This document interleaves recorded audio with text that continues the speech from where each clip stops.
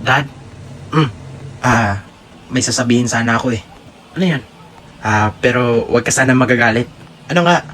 Kasi ayaw ko po kasi maging lechon, Dad eh. Ano pala gusto mong maging?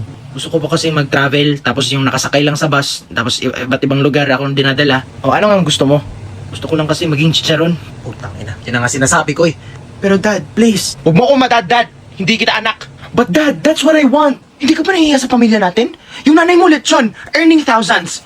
Yung auntie mo isa nasa London, nagiging actress na, Peppa Pig. Ano ba kaya alam ko sa kanila dad? Pangarap nila yun. Ang ina, I marinated you for years.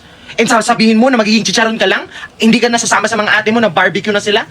Wow! Do you think masaya sila ate doon na nakababad lang sa uling every single night? Oo, it was their dream. No, Dad. It was your dream. Mas mabenta pa nga yung mga isaw doon eh. At least marami silang pera.